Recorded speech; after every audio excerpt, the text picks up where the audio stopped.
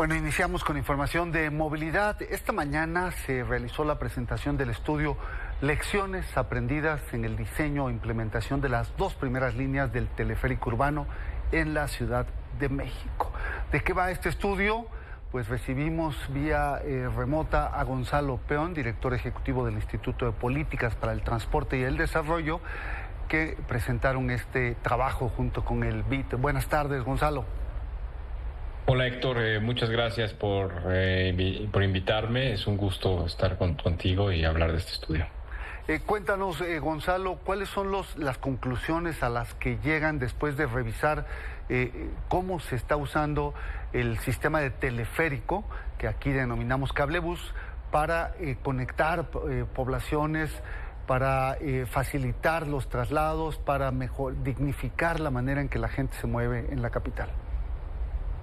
Creo que los temas que mencionas son los más importantes porque nos permiten saber o medir, identificar cómo este tipo de soluciones de transporte le cambian la vida a las personas en acceso a oportunidades de empleo, de educación, de recreación, cómo pueden cambiar estos sistemas cuando se articulan con el medio ambiente construido alrededor de las estaciones, pueden cambiar las dinámicas de seguridad y también de disfrute del espacio público en sus entornos.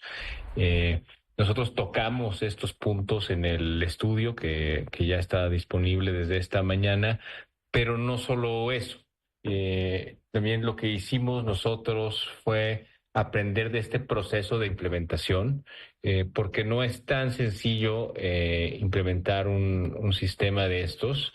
Hay aspectos de gobernanza, de contratos, de diseño de rutas, de estudios de demanda, que se tienen que tomar en cuenta para implementar un proyecto de teleférico urbano, ¿no? Ahorita en la pantalla vimos algunos de los casos de estudio que analizamos, además de los de la Ciudad de México, y si bien en la mayoría de los casos en América Latina son exitosos, por ejemplo, el teleférico del complejo do Alemão en Río de Janeiro, pues está cerrado, no funciona por una serie de problemas que tuvo que ver con su implementación y planeación.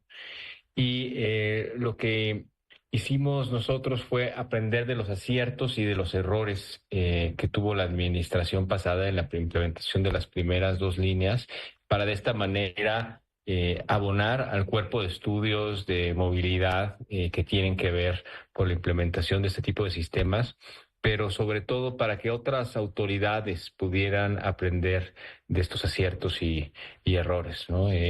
Por ejemplo, algo que es muy interesante, en la primera línea del Mexicable, el primer teleférico urbano en la Ciudad de México, hoy estuvo con nosotros Daniel Cibaja, secretario de Movilidad del Estado de México. Nos decía, bueno, estuvo planeada para recibir más de 30,000 usuarios al día y hoy está moviendo poco más de 5,000. Y tiene que ver, por ejemplo, con que no se conectó con las líneas de transporte masivo como el Mexibus o inclusive como la segunda línea del Mexicable que se conecta con la estación Indios Verdes, que tiene metro y Metrobús.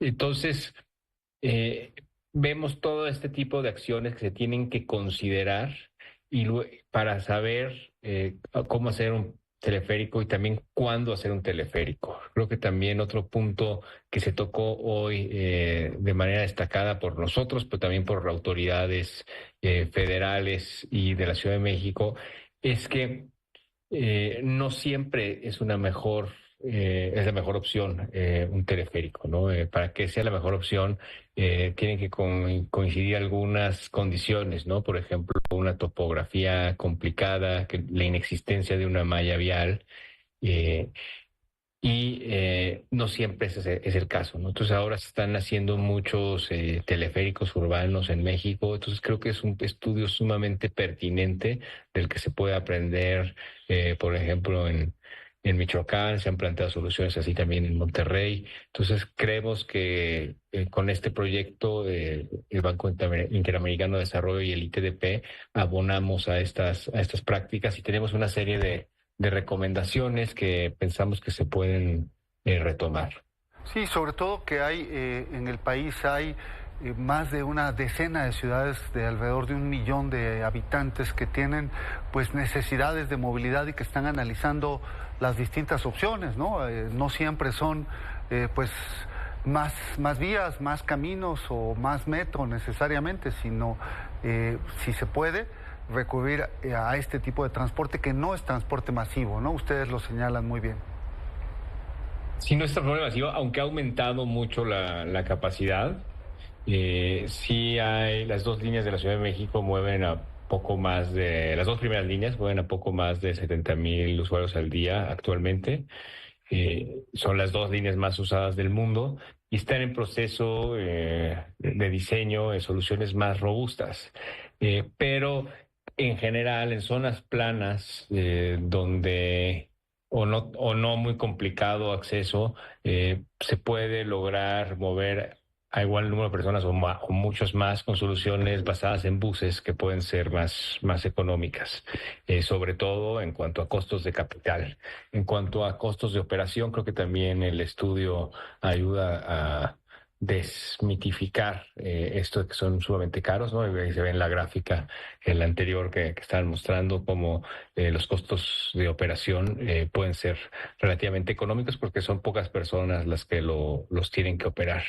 Entonces, si pensamos que estas decisiones pues pueden ser acertadas si se hacen bien, pero también se corren riesgos de hacerlo mal. Aquí estamos viendo pues algunas imágenes muy interesantes de cómo se transformaron también algunas zonas en torno a este tipo de soluciones, ¿no? En el estudio se detalla bastante, pero en la presentación de la mañana hablé, por ejemplo, de las estaciones Campos Revolución, en la Gustavo Amadero o Quetzalcóatl en Iztapalapa, ¿no? En la primera, en la Gustavo Amadero, se recuperó una zona inhóspita y se volvió una zona de canchas deportivas que atrae a familias, jóvenes, adultos, y se ve a la gente pues percibir una sensación de seguridad en una zona que antes era peligrosa.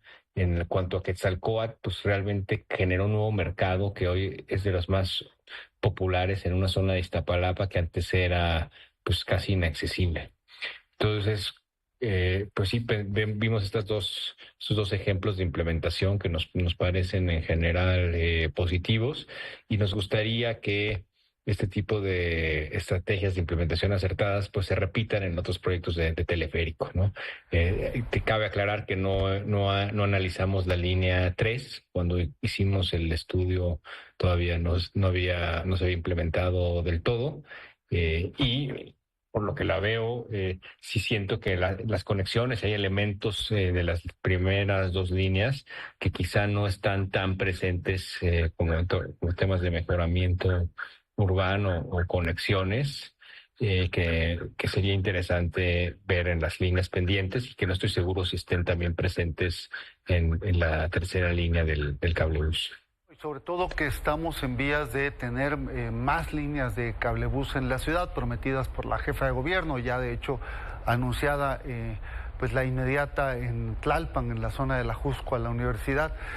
Gonzalo, y ustedes también insisten mucho en intervenir las zonas donde se construye, ¿no? Es decir, que no se quede en un sistema aéreo, sino que, como lo señalabas, a nivel de tierra, se hagan intervenciones urbanas que ayuden a que tenga un mayor impacto social este tipo de obras. Totalmente, o sea, si no se hacen estos cambios, podrían no tener el impacto esperado, ¿no? Por ejemplo, en el caso de Iztapalapa, hay muchos de los viajes o la estación más utilizada no es Constitución, no es Metro Constitución, la estación más utilizada es justamente Quetzalcóatl, porque tiene este mercado. Entonces se generaron viajes internos adentro de la alcaldía.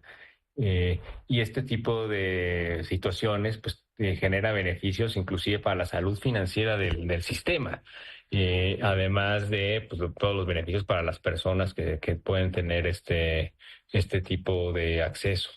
Y esto es complicado porque las responsabilidades son de distintos niveles de gobierno, ¿no?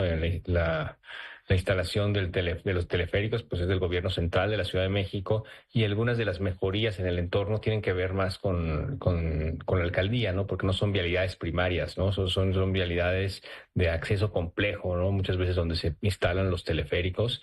Y si no hay este trabajo en conjunto de autoridades, y no se es muy difícil que se mejore el entorno de esta manera por ejemplo, no sé cuál sea la coordinación, no sé, entre las autoridades de Morelia o del estado de Michoacán, o lo mismo en el caso de Uruapan y otros teleféricos que se quieran hacer. Creo que también es un llamado a autoridades a trabajar esto en conjunto, pensando que este tipo de soluciones, si no se hacen adecuadamente, si no se integran adecuadamente con el territorio, no alcanzan el éxito esperado, ¿no? Y digo, el caso del complejo Aldo Alemão en Río de Janeiro es el más famoso. Daniel Simaja, el secretario de la Ciudad de México, nos compartió lo que pasó con la línea 1 en el Estado de México, y inclusive algunos lugares en América Latina donde se han hecho este tipo de soluciones, pues no tienen la demanda que tienen las dos primeras líneas de la Ciudad de México. Entonces es muy importante tomar estos aspectos en cuenta, para que tengamos implementaciones exitosas y que tengan todos los beneficios sociales y ambientales que esperamos. El estudio está ya disponible en línea, ¿no? Sí, está disponible. Los invito a descargarlo, sobre todo a autoridades de gobiernos interesados en este tipo de implementaciones. Muy bien, muchísimas gracias, Gonzalo Peón, director ejecutivo del Instituto de Políticas para el Transporte y el Desarrollo. Al contrario, Héctor, siempre es un gusto platicar contigo.